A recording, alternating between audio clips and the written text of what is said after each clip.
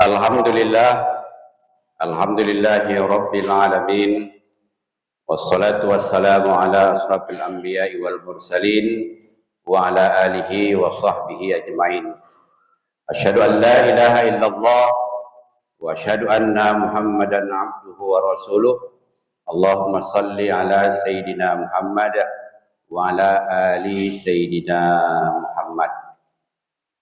Amma ba'du, fa ya ayyuhal hadirun rahimakumullah, ittaqullaha haqqa tuqatih wa la tamutunna illa wa antum muslimun. Qala ta'ala fi kitabihil karim, a'udzu billahi minasyaitonir rajim, bismillahirrahmanirrahim. Ya ayyuhan nas kulu mimma fil ardi halalan thayyiba wa la tattabi'u khutuwatis syaitan innahu lakum aduwwum mubin. Summa qala fi ayatul ukhra, alam a'ad ilaikum ya bani adam alla ta'budu syaitan innahu lakum aduwwum mubin. Shadaqallahul azim.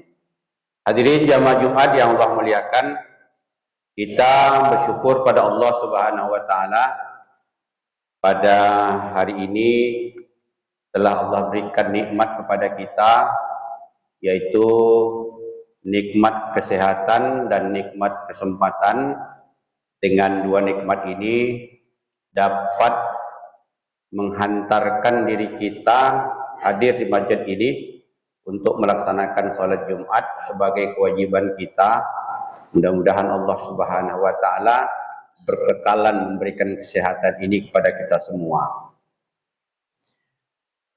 Berselawat kita kepada Rasulullah sallallahu alaihi wasallam. Allahumma salli ala Sayyidina Muhammad wa ala ali Sayyidina Muhammad. Assalamu alayka ya Rasulullah.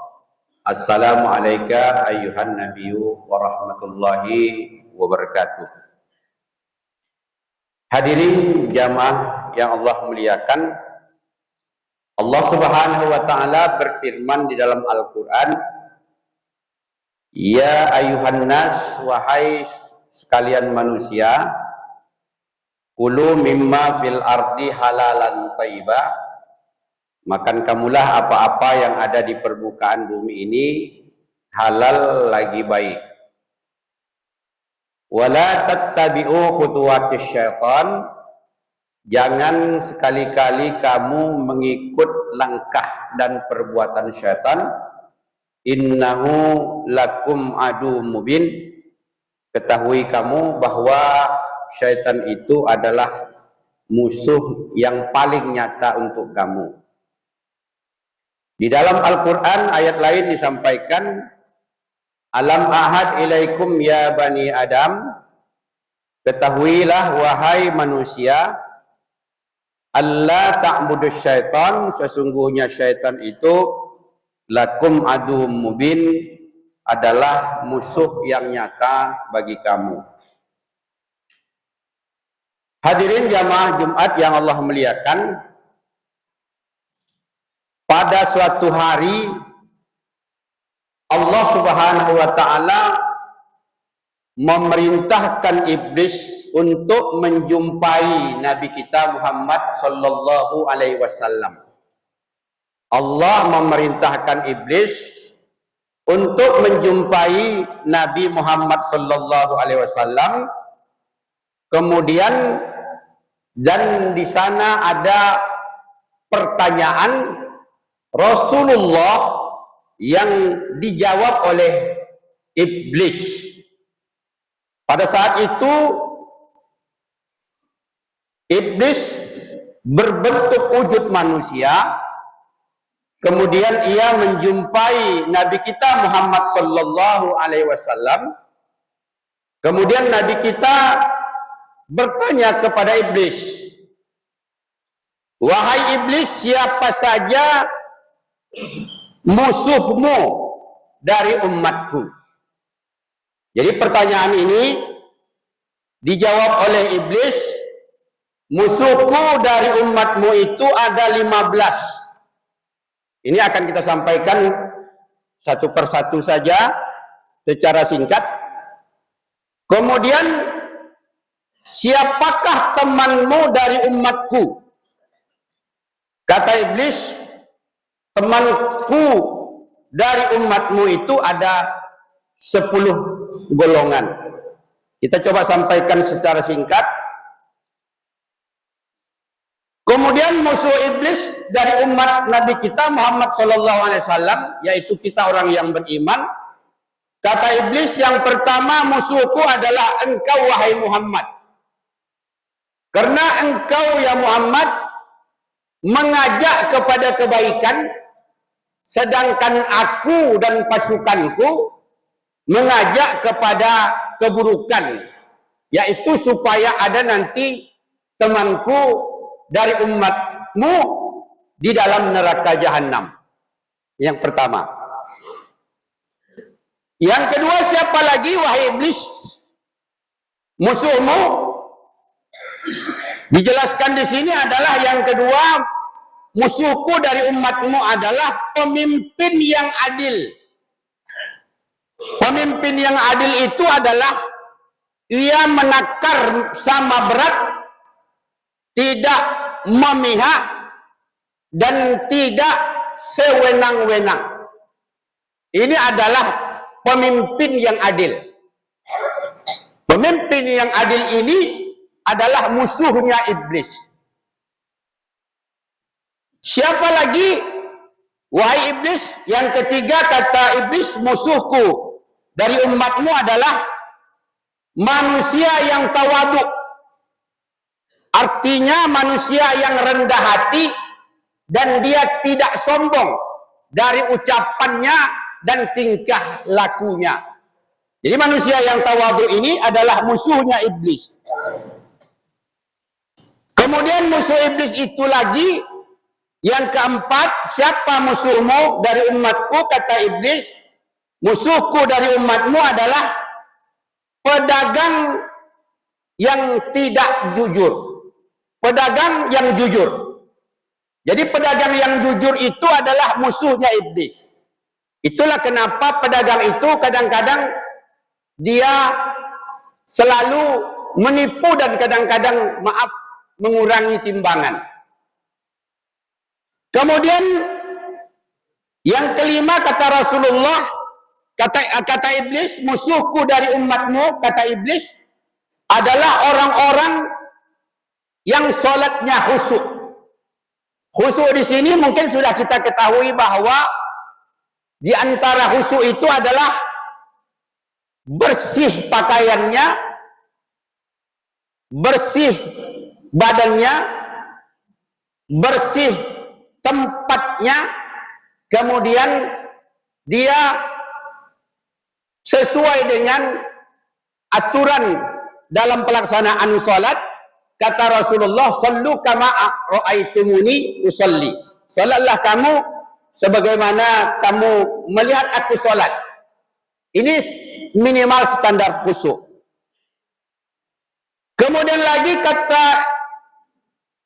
kata iblis, temanku dari umatmu yang keenam, orang yang balas kasihan kepada orang lain. Jika dia melihat orang susah, dia merasa susah. Dia berpikir bagaimana bisa menolong orang itu. Ini dalam artian balas kasihan kepada orang lain. Atau ada orang yang terzolimi, dia kasihan kepada orang itu. Atau ada orang yang mungkin terlanggar atau tertabrak di jalan, dia tidak cuek, dia berusaha membantu orang itu. Orang ini seperti ini adalah sangat dimusuhi oleh iblis. Yang ketujuh, siapa saja musuhmu? Kemudian kata iblis, orang-orang yang suka memberikan nasihat kepada orang lain. Karena dalam Al-Quran dijelaskan, watawasau bil haq, watawasau bis sabri, kita itu saling sehat menasihati. Kemudian musuh iblis lagi dari umat Nabi kita Muhammad SAW, yaitu kita, Yang kedelapan, orang yang mau bertaubat.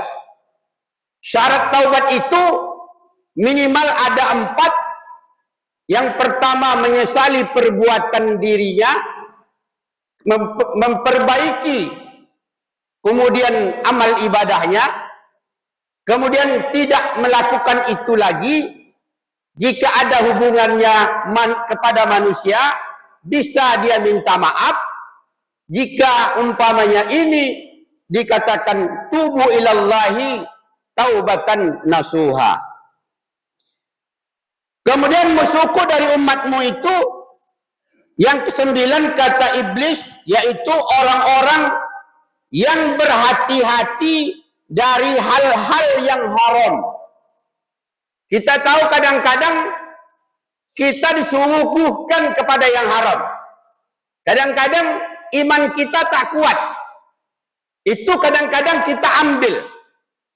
Katakanlah umpamanya pelaksanaan dalam kegiatan kita di hari-harian, apakah itu kita umpamanya di kantor, apakah itu kita sebagai guru, apakah kita sebagai pegawai, apakah kita sebagai kontraktor, kadang-kadang kita menggabung-gabungkan antara yang halal dengan yang haram, dan di sini iblis sangat tidak senang kepada orang yang berhati-hati kepada hal-hal yang haram. Kemudian yang ke-10, musuh iblis dari umat Rasulullah sallallahu alaihi wasallam, orang yang senantiasa menjaga wudu. Dalam artian bahwa memang kalau kita senantiasa dijaga Allah dan dijaga malaikat, yang seperti dicontohkan dalam Al-Kisah Bilal bin Rabah, salah satunya adalah kita hendaklah senantiasa menjaga wudu. Kemudian yang ke-12, musuh iblis itu adalah orang-orang yang baik akhlaknya, baik ucapannya, dan baik perilakunya. Ini adalah musuhnya iblis. Musuh iblis yang ke-13 adalah orang-orang yang berguna bagi orang banyak. Inilah dalam hadis disampaikan, khairun nas ayyamfa'u linnas. Manusia yang baik itu adalah bermanfaat untuk orang lain. Maka dari itu, jangan kita hanya mengurus diri kita sendiri. Kalau bisa, apa yang kita ada, katakanlah tenaga kita gunakan untuk orang banyak. Umpamanya pikiran kita sumbangkan untuk orang banyak. Atau uang kita, harta kita gunakan untuk kepentingan orang banyak. Inilah katakan khairun nas ayyamfa'u linnas.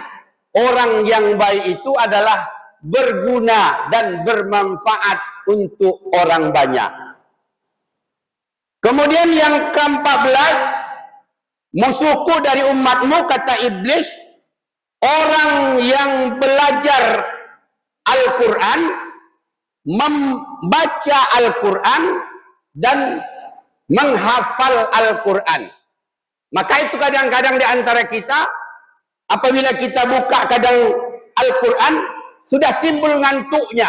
Kenapa? Iblis tidak senang kepada orang yang membaca Al-Quran, menghafal Al-Quran, dan orang-orang yang mempelajari Al-Quran. Kemudian yang terakhir, kata iblis, musuhku dari umatmu adalah orang yang suka melaksanakan sholat malam atau sholat tahajud. Maka dari itu kadang-kadang juga kita dapat merasakan, kita memang bangun malam itu, katakanlah sepertiga malam, jam 2 ada jam 3, tapi berat mata kita, berat badan kita, disebabkan apa? Nafsu tidur kita adalah ditunggangi oleh iblis. Inilah kata Rasulullah, ditanyakan kepada iblis, orang-orang ini adalah, dari 15 ini adalah musuhnya iblis. Kemudian ditanya lagi, siapa temanmu dari umatku, wahai iblis? Kata iblis, temanku dari umatmu itu ada 10 golongan. Yang pertama, hakim yang tidak adil. Hakim yang tidak adil itu adalah yang selalu kita dengar tidak memutuskan sesuai dengan ketentuan-ketentuan Allah, kemudian ketentuan-ketentuan keadilan. Artinya apa? Inilah dalam istilah kita, pisau itu tajam ke bawah dan tumpul ke atas. Kalau umpamanya yang kecil diperkarakan, ketika umpamanya yang besar didiam-diamkan. Kemudian, siapa lagi temanmu dari umatku, wahai iblis? Kata Rasulullah. Yang kedua adalah temanku dari umatmu adalah orang yang sombong. Mungkin sombong karena ketampanan atau kecantikannya, atau mungkin dia sombong dari nasab keturunannya, atau dia sombong dari harta kekayaannya. Maka orang yang sombong ini adalah temannya iblis. Yang ketiga, siapa lagi temanmu dari umatku? Kata Rasulullah. Yang ketiga, kata iblis, temanku dari umatmu adalah pedagang yang curang. Sehingga dalam Al-Quran dijelaskan tentang pedagang yang curang ini, wailul lil mutopipina, celakalah orang-orang yang curang.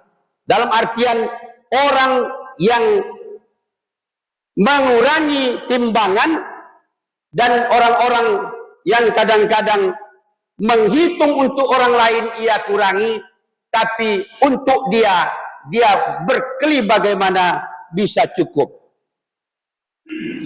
Kemudian siapa lagi kawanmu, wahai iblis, dari umatku? Kata iblis, temanku dari umatmu adalah orang yang meminum khamar. Innamal khamru wal maisiru wal ansabu wal azlamu ridsun min amali syaitan. Khamar itu kalau bahasa dulunya, bahasa Arabnya adalah khamar yang memabukkan, tetapi istilah orang sekarang adalah narkoba. Maka dari itu pelaku narkoba itu digolongkan adalah orang itu temannya iblis.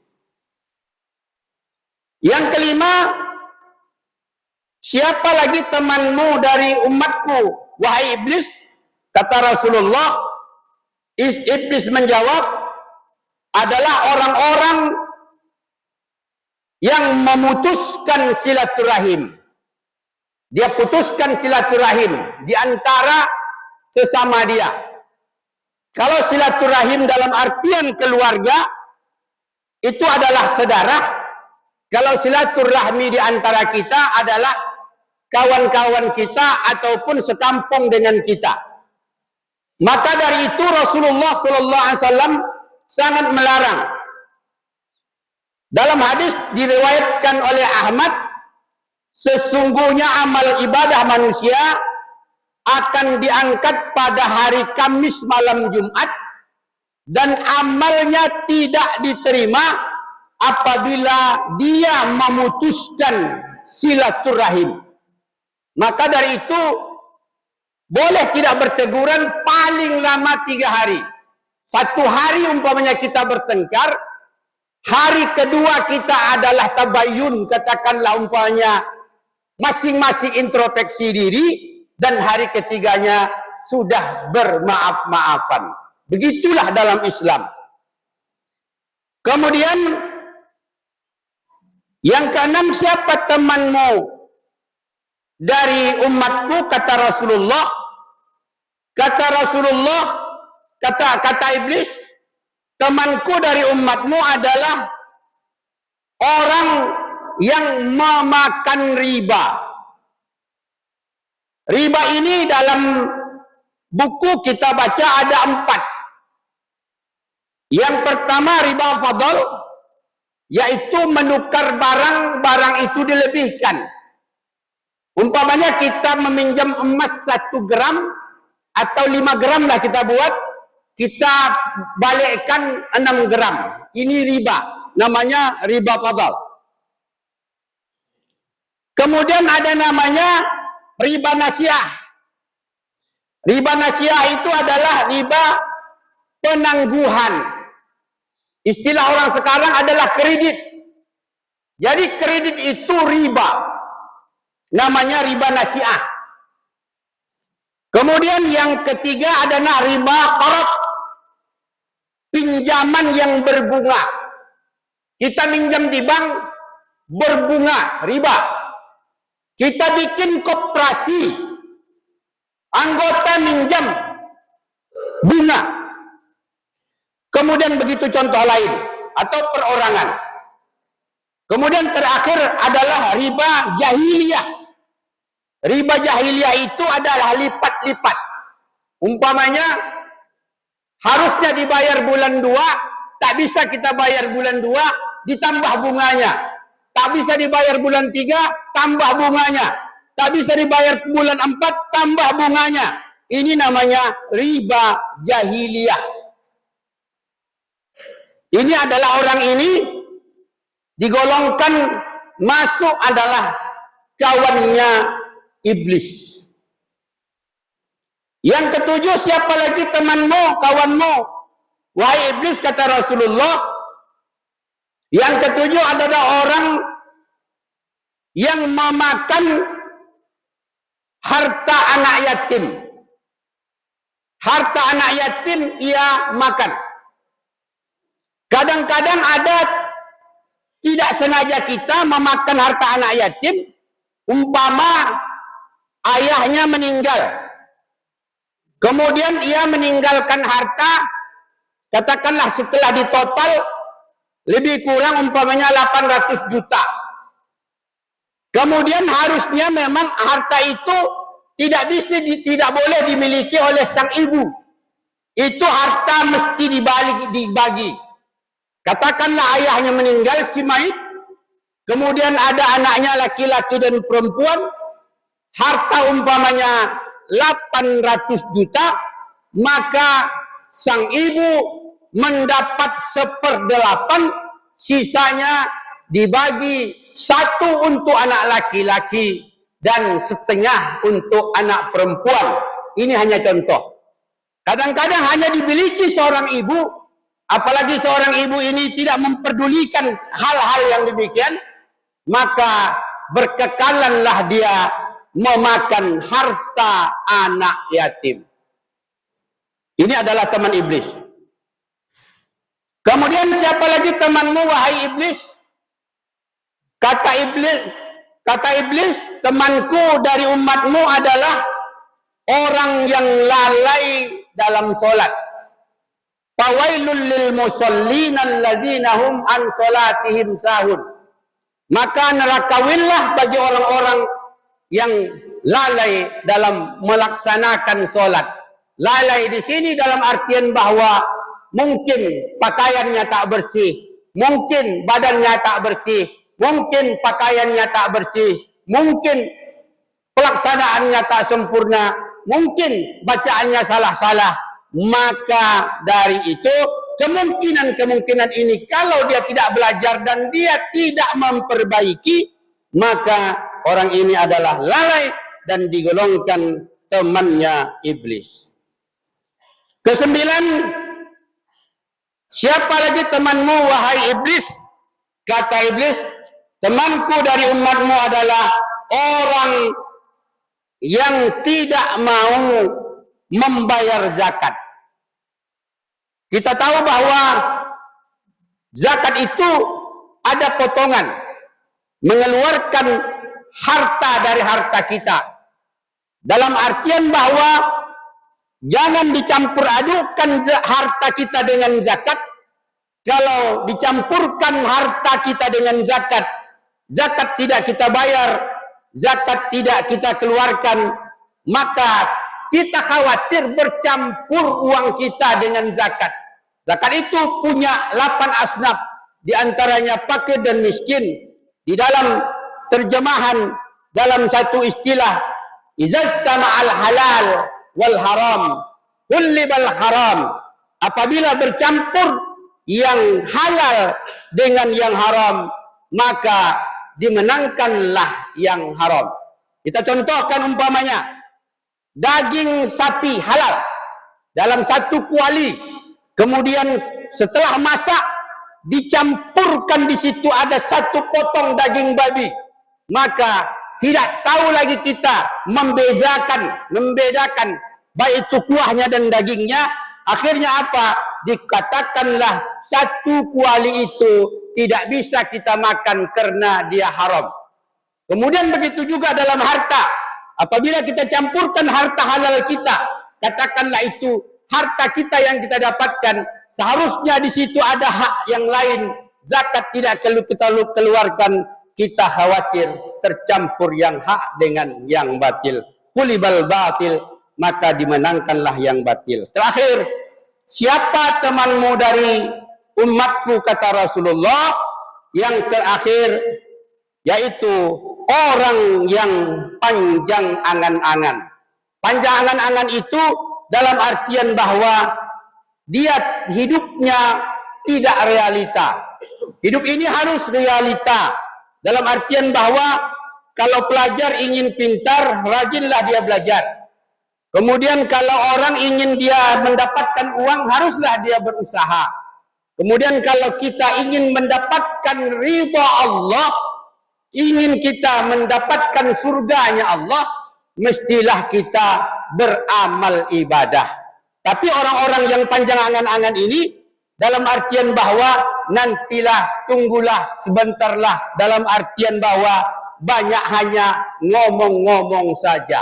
Maka ini digolongkan pada orang yang panjang angan-angan. Orang yang panjang angan-angan ini adalah temannya iblis. Hadirin jamaah Jumat yang Allah muliakan, ini saja khutbah yang dapat kami sampaikan. Mudah-mudahan ada manfaatnya bagi kita semua. Amin amin ya rabbal alamin. Barakallahu li wa lakum fil Qur'anil azim wa naf'ani wa iyyakum minal ayati wa dzikril hakim. Wa taqabbal minni wa minkum tilawatahu innahu wal ghafurur rahim.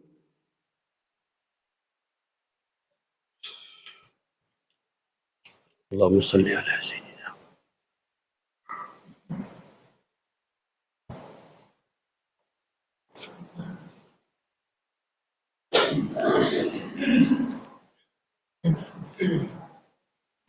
Bismillahirrahmanirrahim. Alhamdulillahi rabbil alamin. Wassalatu wassalamu ala asrafil anbiya'i wal mursalin wa ala alihi wa sahbihi ajmain. Allahumma salli ala sayyidina Muhammad wa ala ali sayyidina Muhammad. Ayuhan nas ittaqullaha haqqa tuqatih wa la tamutunna illa wa antum muslimun. Qala ta'ala fi kitabihil karim, a'udzu billahi minasyaitonir rajim, bismillahirrahmanirrahim. Innallaha wa malaikatahu yusholluna 'alan nabi ya ayyuhalladzina amanu shallu 'alaihi wa sallimu taslima. Allahumma shalli ala sayyidina Muhammad wa ala ali sayyidina Muhammad kama shallaita ala sayyidina Ibrahim wa ala ali sayyidina Ibrahim wa barik ala sayyidina Muhammad wa ala ali sayyidina Muhammad kama barakta ala sayyidina Ibrahim wa ala ali sayyidina Ibrahim fil alamin innaka Hamidum Majid. Allahumma ighfir lil muslimina wal muslimat wal mu'minina wal mu'minat al ahya'i minhum wal amwat innaka ya Allah sami'un qaribun mujibud da'wat wa ya qadiyal hajat. Rabbana atina fid dunya hasanah wa fil akhirati hasanah wa qina adzabannar. Ibadallah, innallaha ya'muru bil adli wal ihsan wa ita'i dzil qurba wa yanha 'anil fahsya'i wal munkar ya'idzukum la'allakum tadhakkarun wa la dzikrullahi akbar. Aqimissalah.